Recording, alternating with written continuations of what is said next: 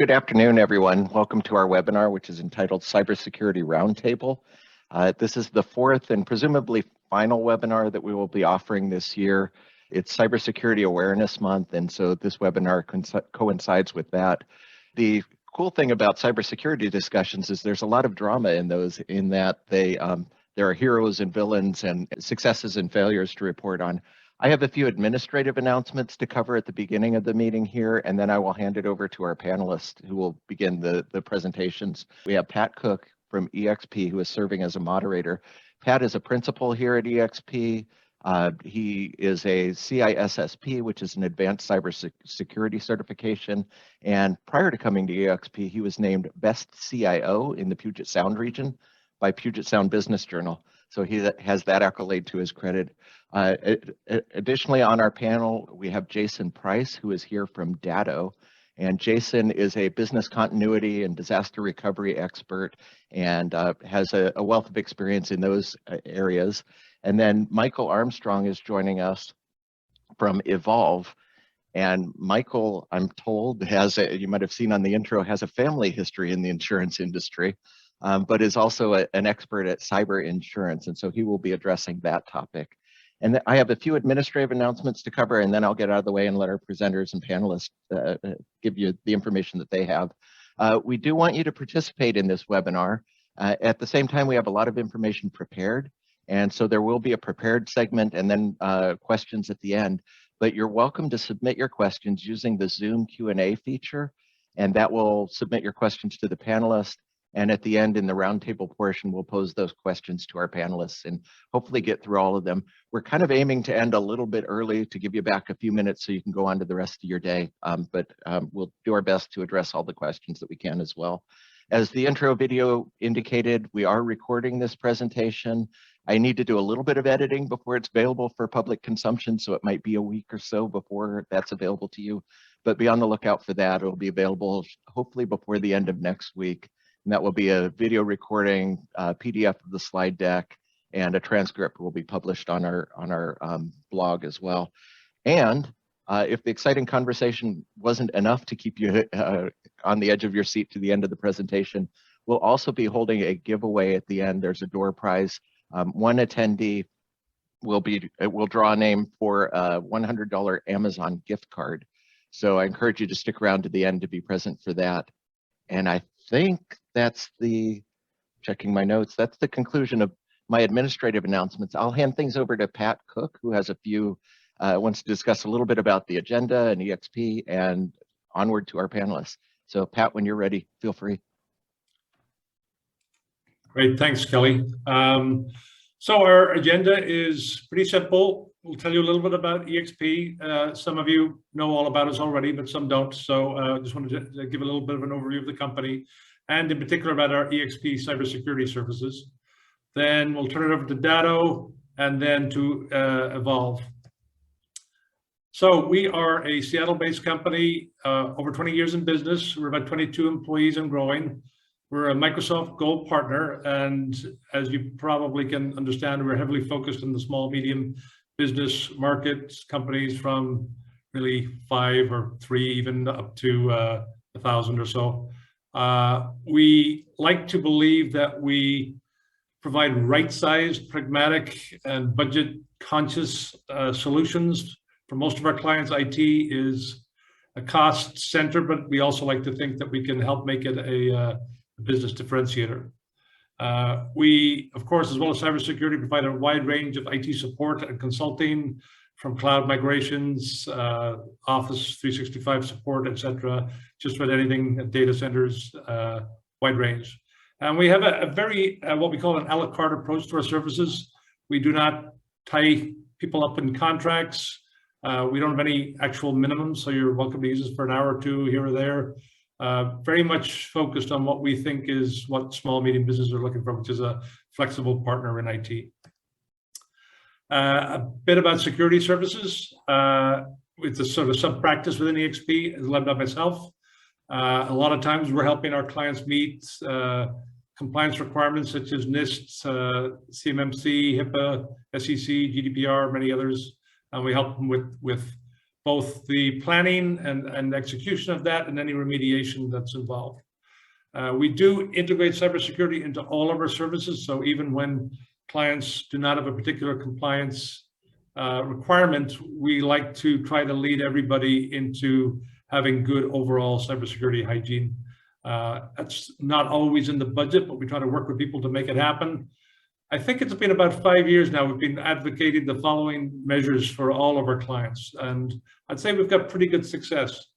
A formalized cybersecurity program, and by formalized I mean written down.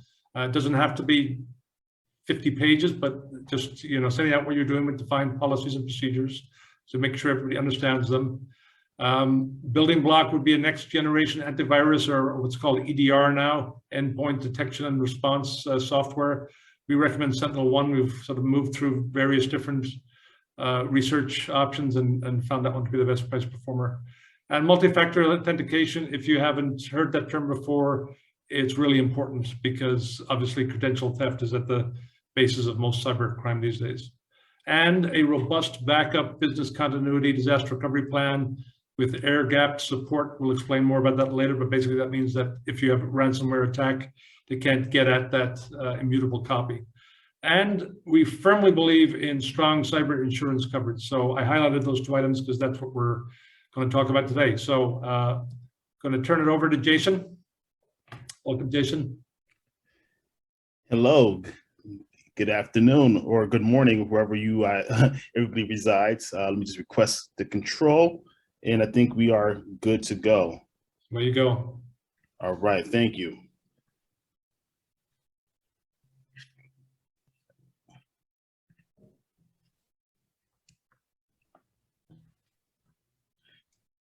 All right, here we go. So yeah, so my name is Jason, and I work for Datto. So Datto is an IT provider that has a ton of technologies that our partners are able to leverage in order to provide you with protection for your sites. We were founded in 2007. We have over 23 offices around the world. We have over 700,000 small and medium-sized businesses that are always being protected by our slew of products and services. And we have over 2,000 employees worldwide working together to make sure that our UIs are protected.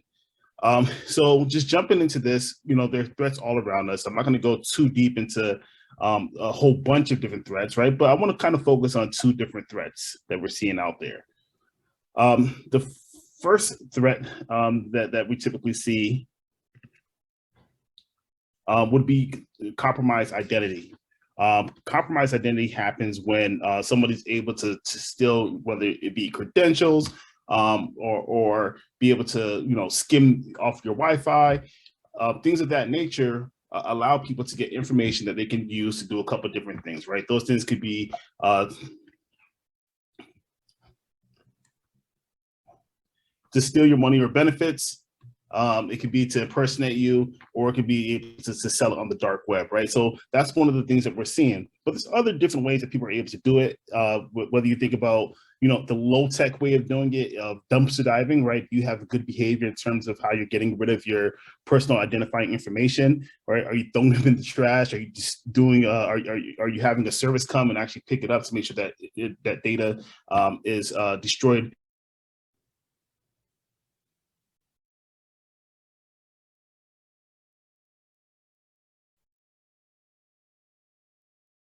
Sorry, it's not.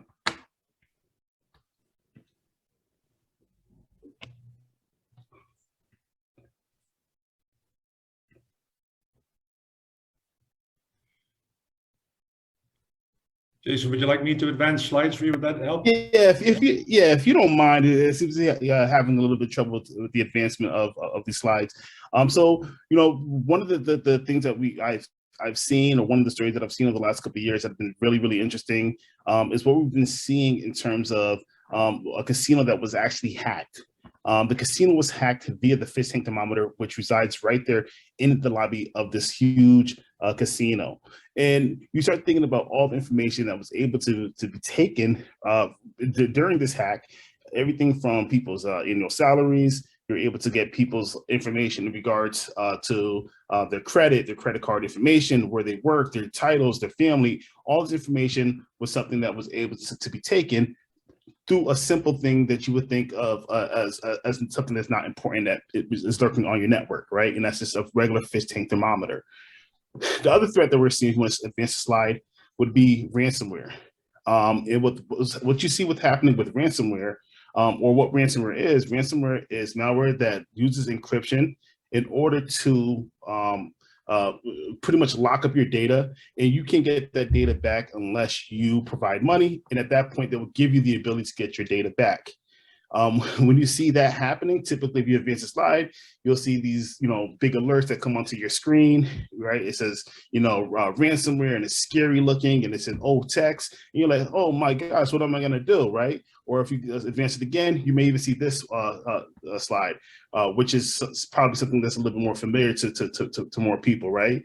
And if you look, you get a ton of information on this, right? You get the ability to be able to select whatever language is, the language that you speak, right? So whether it's English or Spanish or Japanese, whatever the case may be, you're able to kind of see the directions of how you can pay to get your data back.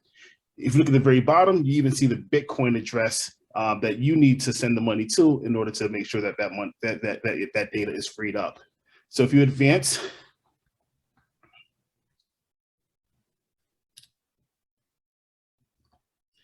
so ransomware is king, right? And so what we're seeing is that because of Bitcoin, and Bitcoin every couple of years gets a ton of popularity, because the price seems to swing, right? Right now, I think it's about a little bit of $63,000.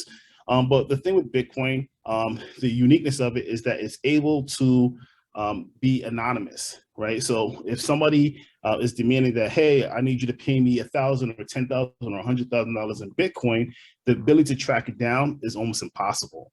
And so the criminals know that, and they utilize that as a way to make sure that they're able to hold your data hostage without, the ability to really get caught.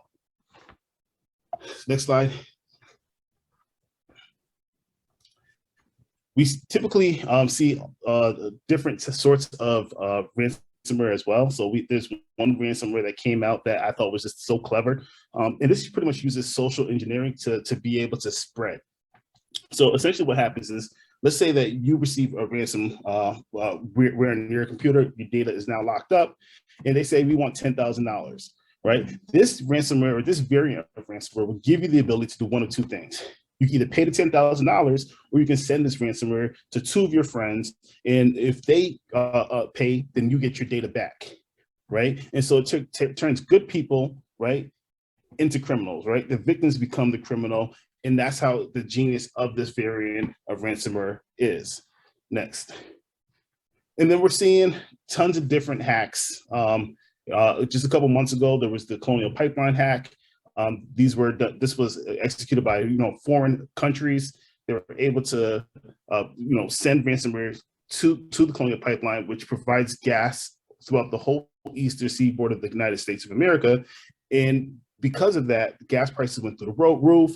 There was worries about whether we'd be able to have gas available for the general public. There was different companies that had to shut down temporarily, transportation, things of that nature, all because of something as simple as a little bit of a hack. And I shouldn't say a little bit of a hack. Next. There's also companies such as Mondelez International. Mondelez International was formerly Nabisco, and they changed the name a couple of years ago, but they are one of the biggest companies in the world. They provide everything from Oreos to Belvita to Halls. The whole slew of these different goodies are provided by this company. So if you go to the next slide, one of the things you'll see is that they were actually infected. There was over 41,000 infections throughout the company. The ransomware we estimate was about almost $9 million, but their losses exceeded a total of $100 million. And we take a look at the gravity situation, right? You have this huge company, they have manufacturing, they have distribution, they have accounts payable, accounts receivable. All these functions have to shut down, right? And so the cyber insurance policy they had only had an offer to pay $10 million to cover the ransom. but not all the other costs, right? And so upon further, challenging of that, it came that the insurance company said, you know what, we're not going to pay because there's actually a clause, right, that if there is a hack that was due to warlike action by a foreign country, unfortunately, you're not going to be covered, right? So it's important to have a cyber insurance policy, but it's also very important to understand the different language within that policy. And I know we're going to be discussing that shortly. Next slide. When we start taking a look at SMBs and organizations, the small and medium-sized businesses are about 4 times more likely to be attacked and 2 times more likely to get any sort of malware than large enterprises. And there's really a couple different reasons for that. The biggest reason would be that enterprise companies typically have more money to invest into their infrastructure. And because they have more money to invest into their infrastructure, there's usually more stop gaps that are available to make sure that you do not get penetrated. The other reason would be that as a small and medium-sized business, you have nobody to turn to. If something happens to your network, to your data, typically you are forced to pay. Bad guys know that, and so therefore they're going to continue to attack. Next. We also look at the cost of downtime, right? So the cost of downtime is typically the total cost that you are going to endure by not being able to be up and being able to be productive. So if we take a look at the ransom amount, let's say the average ransom amount is about $4,300. The total cost of your downtime is typically about 10 times that amount. So that's about $47,000. And no industry is immune, right? So there's some people who are watching this and they're saying, you know what, I'm in healthcare. Nobody cares about, us in healthcare.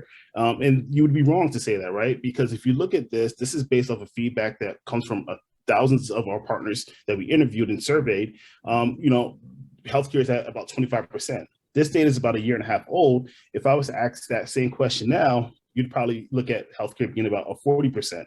And what that is due to is the things that has happened in this world over the last 18 months. COVID, health-related issues, things of that nature. Because there's more attention on that, it's easier for these bad guys to go in and start hacking and things of that nature.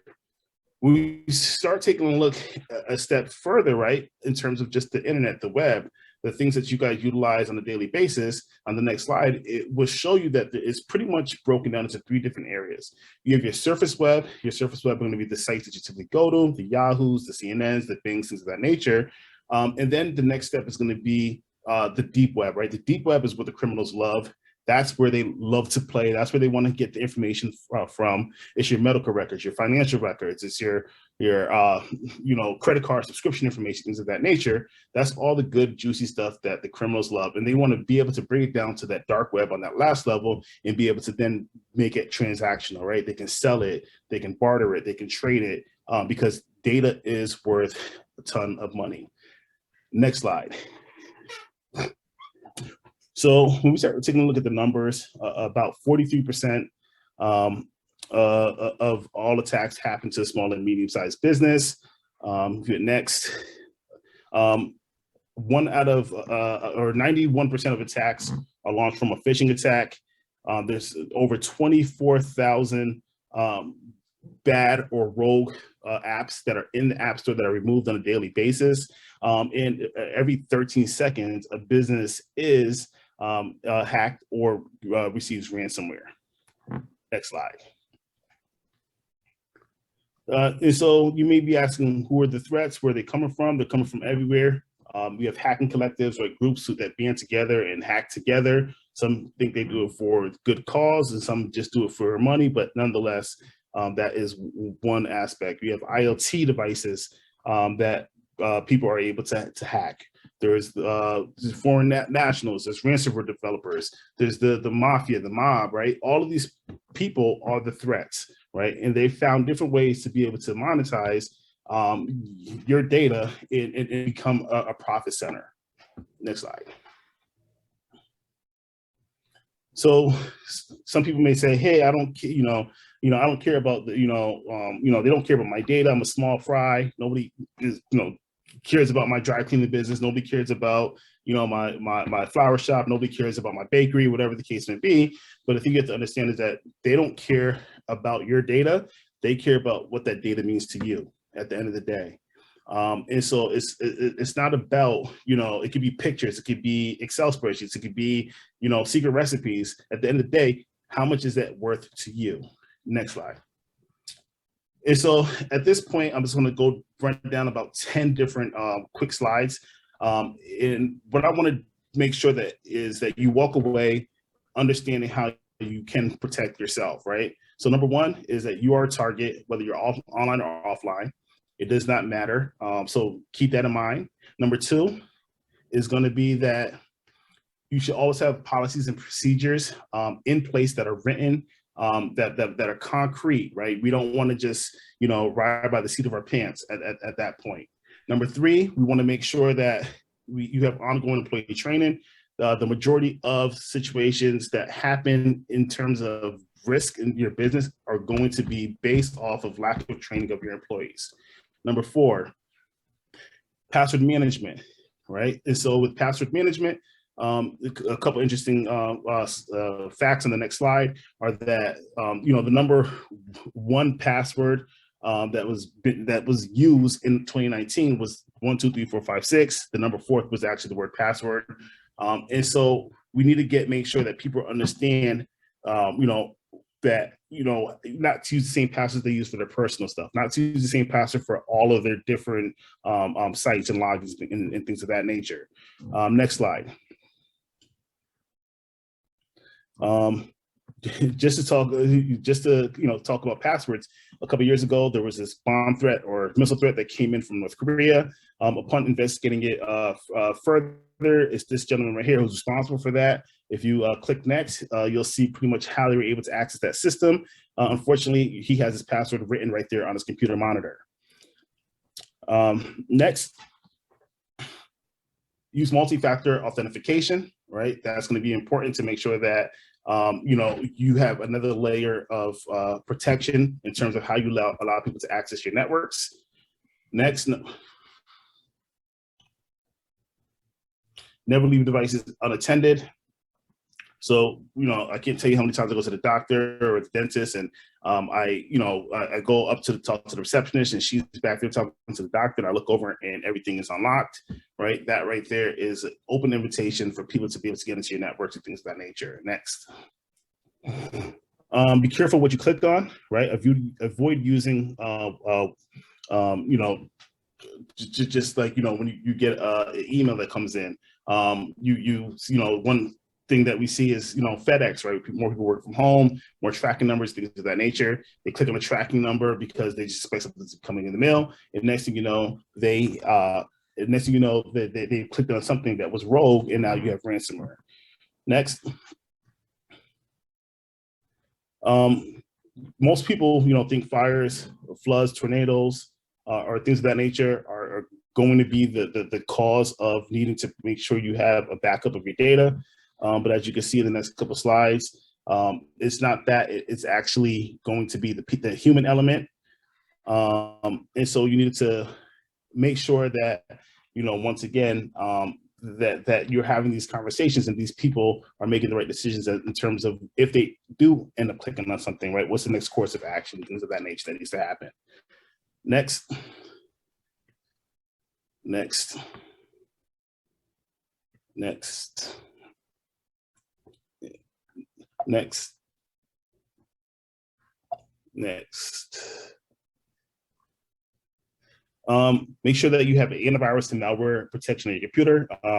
No matter like how you feel about that in the past, always those on my computer set together, that's, thoughts from, 10, 15 years ago when antivirus was more bloating and could slow down your computer. That's not the case anymore. It needs to be on your computer. It needs to be updated. Next. Have a mobile device policy. More people are working from home, working remotely, working from anywhere. And so therefore you need to make sure that if there's sensitive data that is attributed to your company, that whoever is accessing that data has a password on that device. Next. Security testing and configurations, that needs to happen quite often. to make sure that, that there's no holes in your system. Things change all the time, and so you need to be always revisiting that. Next. And then have an incident response plan. More companies have now instituted incident response plans because of what they've seen with COVID, and being able to quickly adapt and change course. And the same thing needs to happen now with your other plans in terms of your data, in terms of your infrastructure and things of that nature. And then also the next slide is going to be more so making sure that you're testing it. Mike Tyson once said, everybody has a plan until they get punched in the mouth. You need to make sure that you're continuously punching yourself in the mouth in order to make sure that you are seeing how you're going to react and be able to change and get better as you continue to test. And then number 10 is make sure you have a business continuity solution. At Datto, we have a solution that is able to do full image-based backups of all of your data. We're able to bring that data not only on site, but also in our private data center. We also give you the ability to be able to bring up and virtualize that environment so that if something happened, whether it be ransomware, whether it be a fire, flood, tornado, whether it be a blue screen of death on your computer, you can get your systems up and running within a matter of minutes. So without going too deep into this, I'm gonna give back some time and pass it over so we can kind of go over some solutions in terms of the assurance. Okay. Let me just move forward there. Just 1 second. Thank you very much, Jason. Now we're going to turn it over to Michael Armstrong. Hello, everyone. Thank you for having me. Sorry, Yeah, no problem. Let me know and I'll request the control. Yeah, just 1 second. Well, for the time being, I'll just go ahead and provide a quick introduction about myself. Like it's been mentioned, my name is Michael Armstrong. I spearhead Evolve MGA's West Coast region. So Evolve MGA, we are a specific cyber insurance carrier. So we are on the insurance side, last line of defense. Some would say the free safety in the worst case scenarios when something takes place, unfortunately catastrophic. And so I'm going to go ahead and request, okay, you gave me the control? Yeah, you're good. Perfect. Alrighty, so to start, what we're going to do is take a look at some of these high level statistics, really a macro perspective of what we're seeing in terms of our industry right now. Obviously, cyber insurance is not necessarily a new line of coverage, but it's an emerging line of coverage. A lot of this has skyrocketed due to the past year and a half with COVID. This has been really the moment of opportunity for hackers to take advantage of. And I know all of these panelists here, we've been dealing with it on a daily basis at this point. So based on a few of these statistics, first off, I want to say I got these statistics from two resources. First one being Coveware.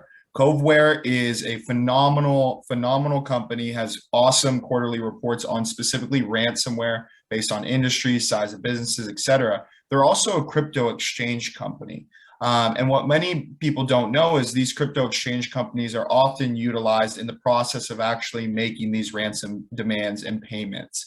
And that way we get back the decryption keys, just like Jason mentioned. The second is the 2020 FBI Internet Crime Report, right? This report is yearly report based on the FBI's current investigations, or excuse me, past year investigations and so forth.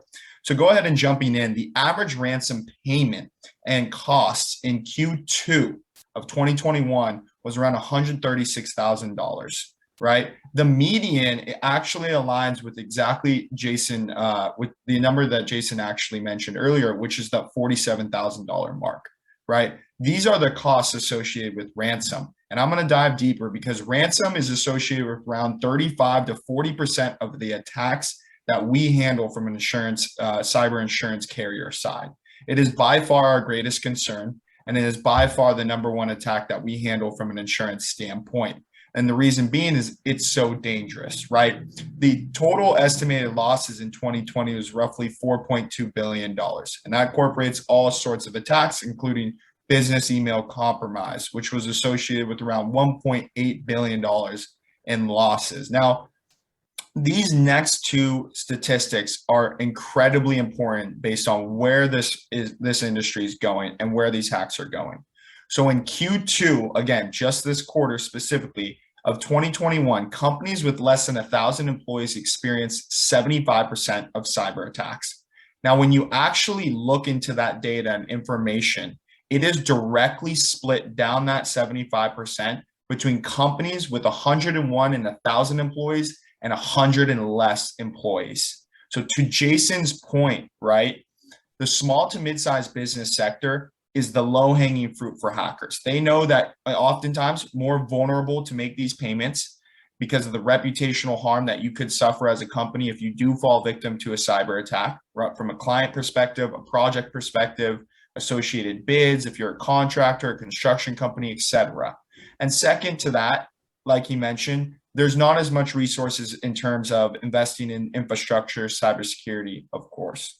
But ultimately, it comes down to the human error aspect. And similar to that number he mentioned, 91% of the attacks we handled last year were associated with some sort of human error or human oversight. Hackers have recognized one of the most effective ways of them actually infiltrating or carrying out a successful cyber attack is targeting the employees first. And that's why 90% of the successful attacks are due to phishing links, right? We all get them at this point. They're inevitable. So the key here is the employee training aspect. Now, the last statistic here is how many of the complaints were reported to the FBI in 2020.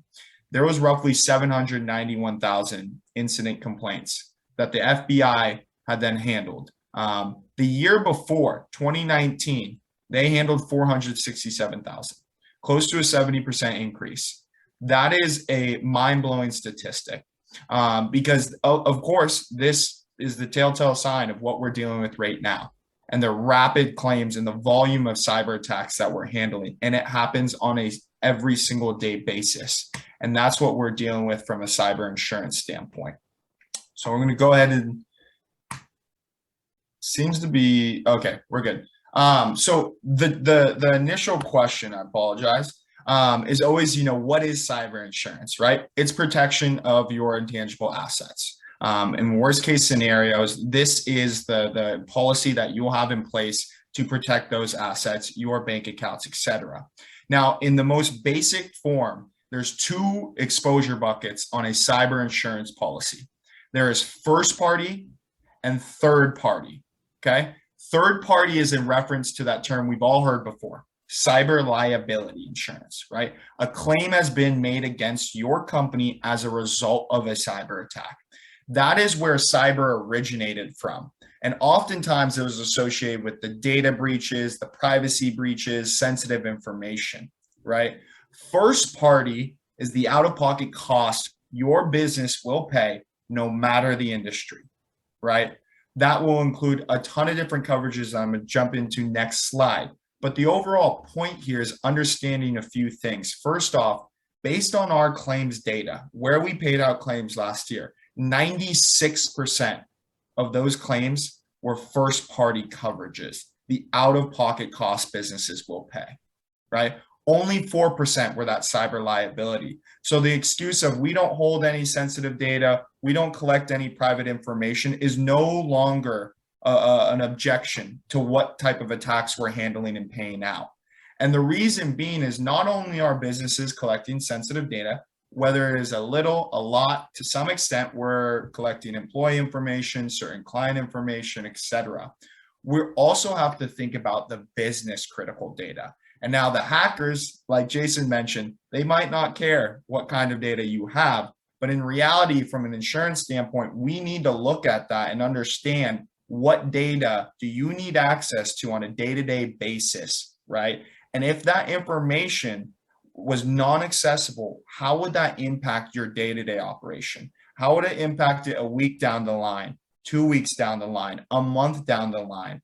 And you saw the results with the Colonial pipeline. I know that's a huge example, but it's one of the best examples of the prolonged effect these types of attacks happen. The second thing is we're all relying on technology. This is something I think we've all seen in the last year and a half. We're becoming more digitalized. By 2025, it's expected around 90% or so of our population will be online, which means a higher volume of data, higher volume of correspondence, all being transferred through the web. So this is now the future, right? We're in the situation where hackers have now established themselves as a legitimate industry. As terrible as it is to say, they are a successful one, as it may be, right? Third thing is performing financial transactions electronically, whether it's sending payments to clients, vendors, suppliers, distributors. We're all making these payments, right? And analyzing what that process looks like. Are you confirming each invoice payment procedure? You know, those are the questions we need to start asking. And how frequently are you making electronic payments, right? And then the last point is something that Jason emphasized, and I'm going to be emphasizing quite frequently, is the human workforce. Like I said earlier, this is the number one target here. Understanding that employees make mistakes. We all do, whether we're clicking on something that we shouldn't be, whether we're utilizing the same business email and password for various different accounts, whether it's banking, work, social media, subscriptions, we make mistakes. And that's something that can't necessarily change for the future unless we implement more employee training, more security, disaster recovery plans, etc.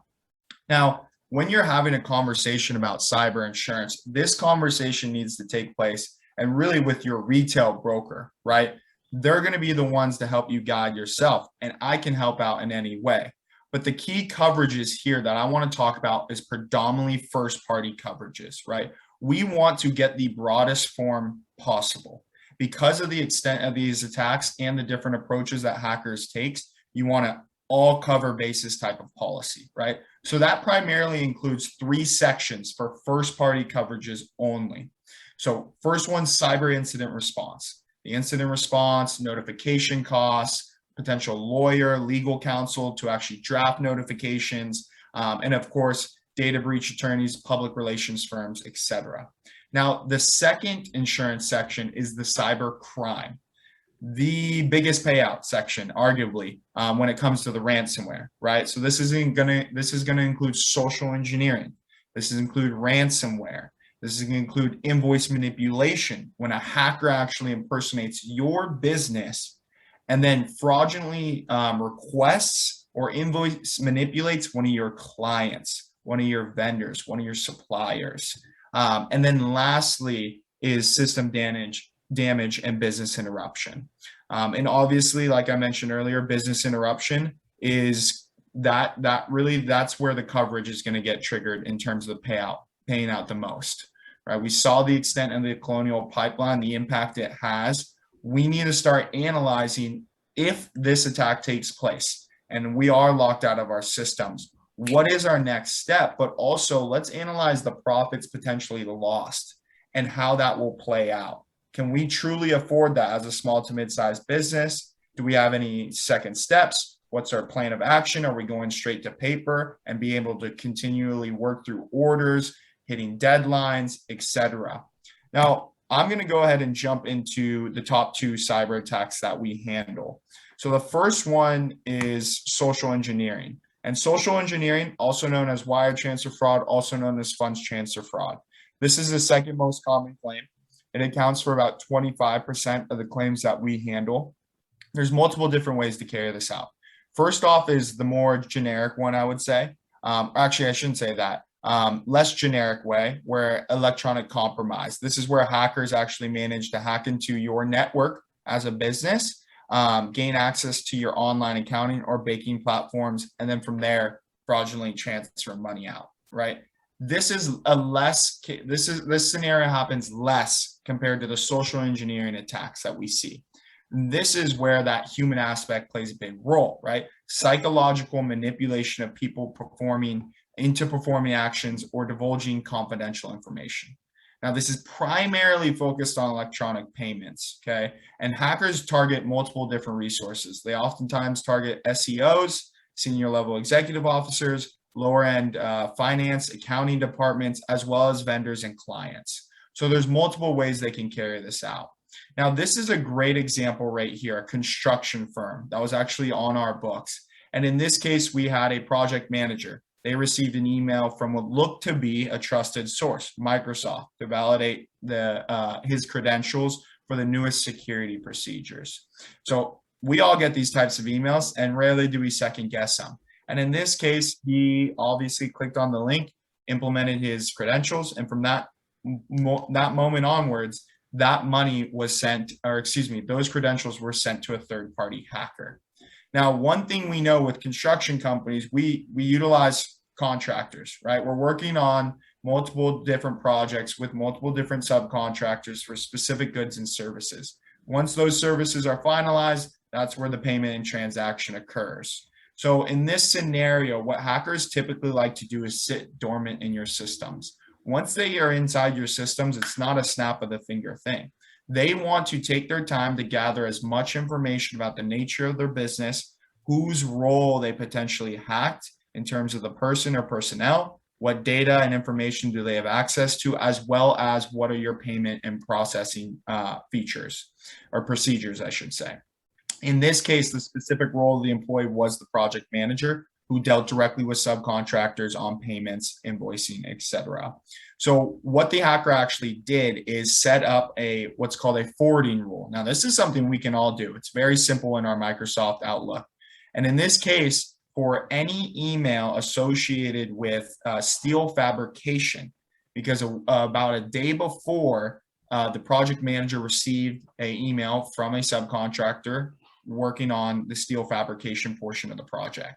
Immediately, the hacker threw that into the deleted folder, set up the forwarding rule so that any email related to that phrase would automatically be sent to the deleted folder as well. So the hacker had full correspondence. And the next email incorporated a scope of work, statement of work, as well as the invoice template. So from this point on, the hacker has all the information they need. And all they had to do, and this is what they implemented, was create an email with a one-letter difference, posing as the subcontractor, from there taking the exact same invoice and the exact same scope of work, just with different banking information. Now they removed the forwarding rule and sent it directly to the project manager, and boom, that money was gone, right? A few weeks later, the construction firm, or the subcontractor, followed up with the construction firm, and it wasn't until then that they realized and noticed that payment hadn't been made. A key point here was the construction firm actually had a procedure in place that for any banking information changes, that they had an internal policy to call and verify any payment, right? That didn't take place. That is the human error aspect. Not all of us follow every procedure. I think we're all guilty of it at some point, including myself. And so this is our concern, because these attacks will not stop, right? And now, kind of looking at the overall payment here, was around, around $93,000. And this will incorporate the forensics, of course, their initial research, or their initial testing on figuring out what occurred, how it occurred, and of course, removing any potential threat. Now, when you're talking to your retail broker, there's a few things you want to touch on. First off, right, the unlimited first-party reinstatement. I've emphasized first party. Now, the key here, like I mentioned earlier, was analyzing how many electronic transfers do I make throughout a year? How frequently am I making electronic payments? Also, what is my average payment? And from this scenario, you can then understand what the appropriate limit would be for your company based on the transaction. Exclusive to Evolve's company, we have unlimited first-party reinstatement. So what this means is, if your company is making multiple electronic transfers, and in week 2 of your insurance policy, you suffer a social engineering loss, and for this example, it erodes that $250,000 sublimit on the policy. If then another social engineering attack, unrelated to the first one, occurs in week 33 of your policy period, that $250,000 supplement will reload. That is the value of unlimited first-party reinstatement. Understanding it's not protecting you just for one attack, one single attack. It's occurring multiple times because, as we know, if you get hacked once, there's no guarantee you could not get hacked twice, right? Especially with the human error aspect. And then the last thing is no risk management conditions, right? And similar to what Jason mentioned, there is different types of risk management conditions out there. Unfortunately, it's a commonplace, a common theme in the cyber insurance industry. But what I will say is just talk to your broker, talk to myself, and we can go ahead and analyze those cyber policies to make sure you're getting the broadest product available. Now, looking into ransomware, I know we're cutting close to time. I only have a few more slides, I promise. I want to emphasize how commercialized it's gotten. Like I said earlier, this is a successful industry at this standpoint. And Jason hit on it a lot with great points in terms of the dark web. That is the source. That is the Amazon marketplace for the hacking industry. Now, there's different types of hacking groups, like he mentioned, but there's also different roles within these organizations. It's not, what we used to think of somebody in a dark basement at their mom's house hacking away. These are legitimate organizations with checks and balances. So what we have here is, first off, ransomware developers. So these specific individuals have the responsibility of developing different ransomware viruses and then thus enhancing them. And in certain cases, they're either internally a part of an organization, or what they'll do is lease, rent, sell their viruses on the dark web. And that's where the affiliate hackers will come in. So what I'm trying to emphasize here is not every hacker is the, genius behind the actual attack, right? They need to gain access to the dark web. And from that standpoint, they can gather the information they need to carry out a successful attack, whether they're targeting healthcare information, book of business in terms of emails to launch a phishing attack against different viruses. And they have certain softwares they can actually utilize to then track the succession rate of their attacks. So overall, this has become incredibly commercialized in terms of what we're dealing with from a foreign standpoint, and being able to track these individuals down is very difficult, right? So looking into the next slide, just a little highlight, like I mentioned earlier, in terms of the average payment is around $136,000. The median is $47,000. 81% of ransomware attacks in Q2 of 2021 involve the threat of leaked exfiltrated data. This is the newest evolvement of these attacks that the cyber insurance carriers are working against, as well as any forensic IT team, right? So in this case, what is happening, and this shows how they're consistently improving their type of attacks. Now what's occurring is, for example, an employee clicks on a phishing link, right? Hacker then thus gains access to your network. At that standpoint, instead of launching the virus within the next 2 days or so, they're sitting dormantly within your systems. And from that standpoint, once they've encrypted all of your information, including backups if they are in a centralized position, they are then exfiltrating that information onto their own server, then launching the virus. So they're approaching this conversation to say, hey, not only have we locked you out of your system, you can't access any of your data, your day-to-day operations, we are going to threaten to either sell or trade the information, confidential, private information related to your company, unless you make this payment right now. And that is the difficulty with handling these types of attacks, because they're evolving on every step of the way. Now, most of them are occurring with, we guessed it, the email phishing campaigns, as well as the remote desktop protocol. That's been a major concern. If you have any employees working either in the field, on site for a project, or just generally working remotely, this is a major concern. And we want to look to improve that security procedure. And one of that is the multi-factor authentication that I'll talk about shortly. Last thing though, average downtime is 23 days. Right, so that incorporates the business downtime, that incorporates potential reputational harm you suffer, etc. Average downtime of being locked out of your systems could range from 2 to 3 days. It's going to depend on the group you're dealing with, as well as the actual negotiation and transaction of the ransomware in cryptocurrency. But overall, understand this: ransomware has a life cycle. From an insurance standpoint, when you are, as a business, hit with a ransomware attack, oh, sorry, let me go back 2 slides. Good sign, I only have 2 slides left for everybody. But when you are hit by a ransomware attack, you are triggering potentially 5 to 7 different sections of a cyber policy. I mentioned earlier incident response, right? That is the first cost that's going to be associated with the attack. The only known cost of a ransomware attack from the start is the ransom demand itself. Everything else is unknown in terms of what it takes to actually get their systems back up and running. The business interruption, what are those loss of profits look like?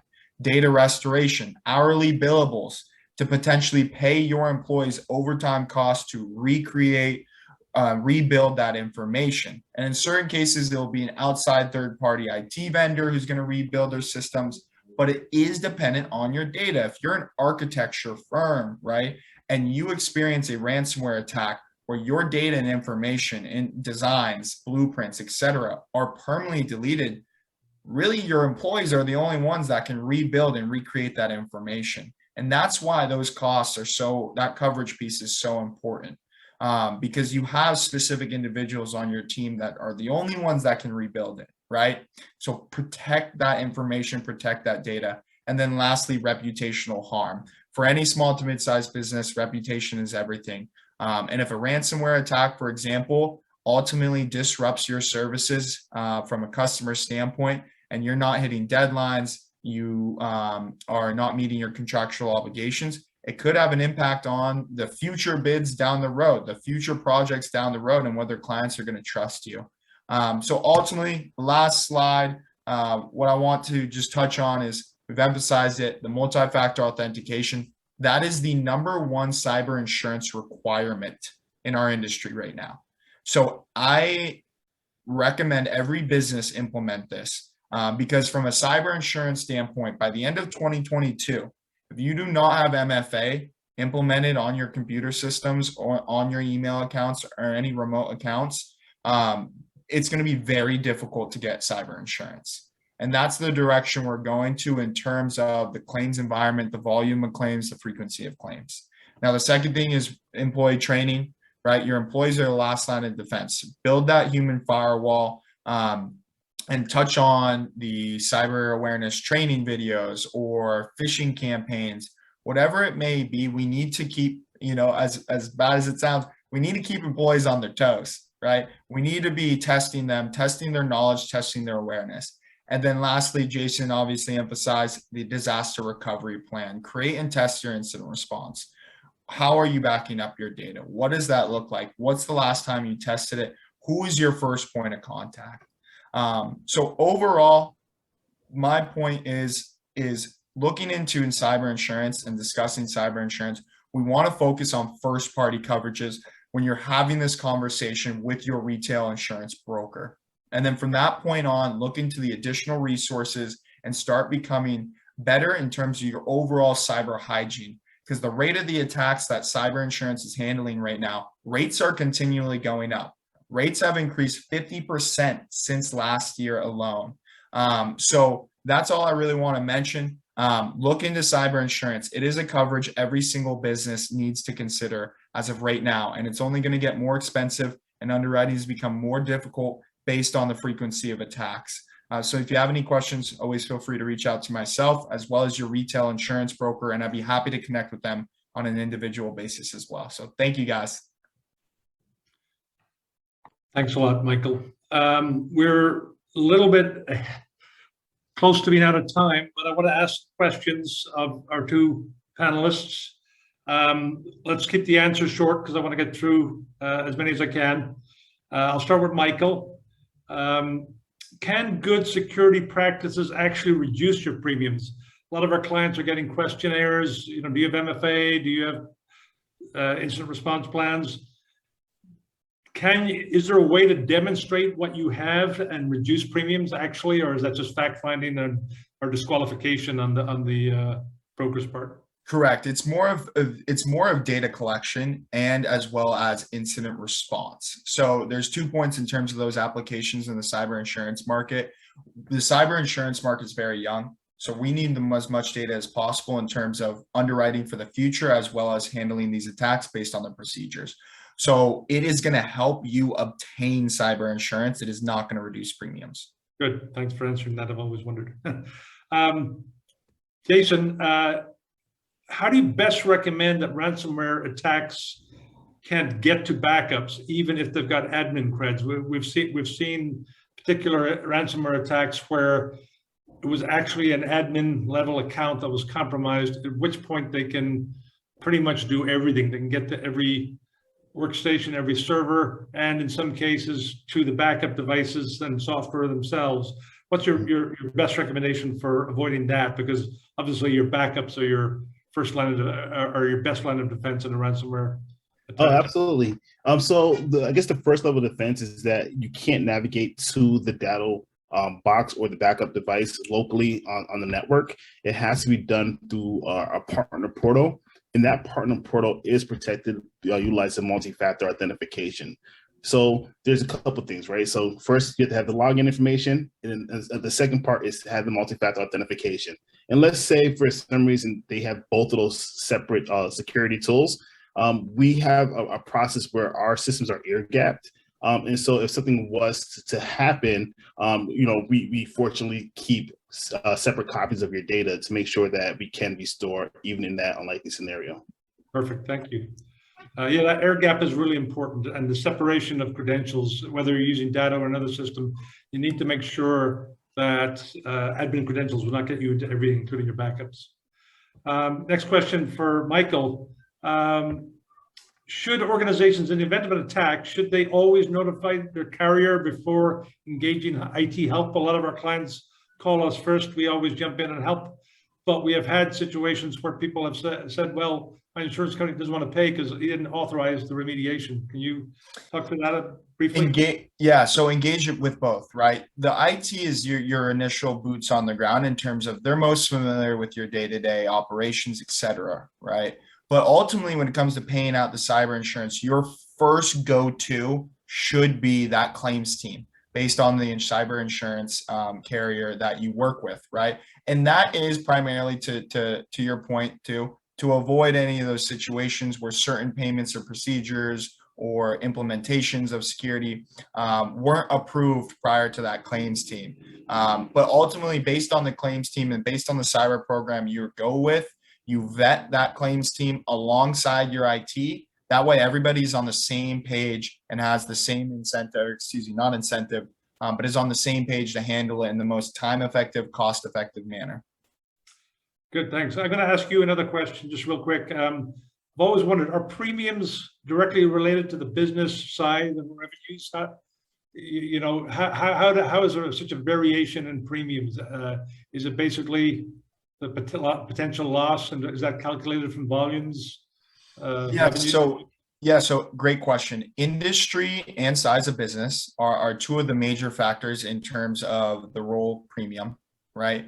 Larger companies, there has been a trend where cyber carriers are starting to stray away from them, right? That's where the market is getting hit the hardest. Once you get over that 100 million to 500 million threshold, that's where the additional costs of business interruption, system damage are truly excruciating from a cyber insurance carrier standpoint. So that's kind of the key, is understanding what their services are, what their operations are, industry and size. And then of course, right, in certain cases, there need to be certain requirements based on the insurance carrier.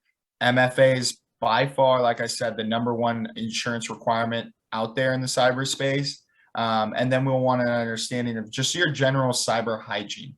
Because like I said, that's going to help everybody across the board in terms of our industry as a whole for future underwriting purposes, as well as from a specific account perspective, handling an attack once it takes place.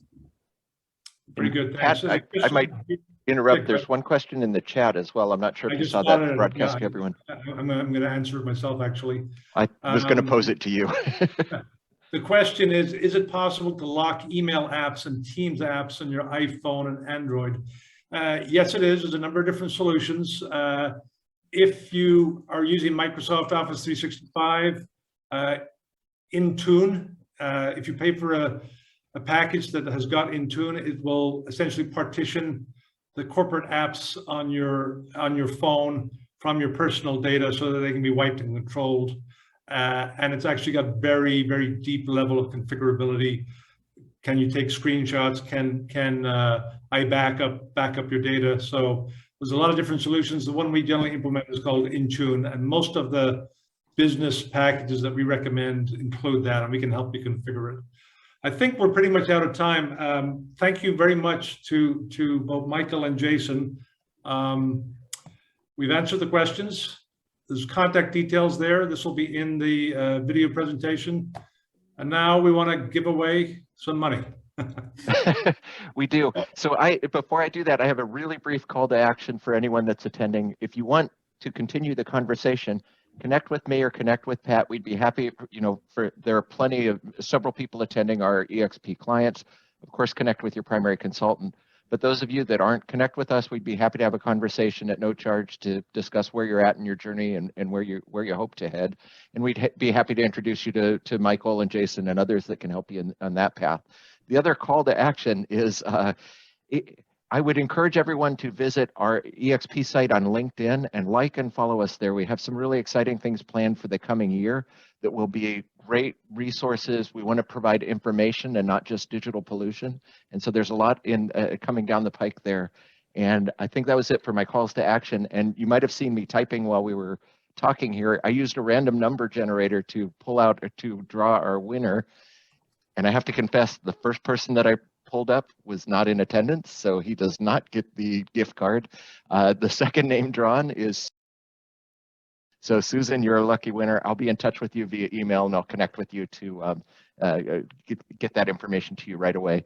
And with that, we're 1 minute over, so I think that should be our cue to conclude here. I thank everyone for attending.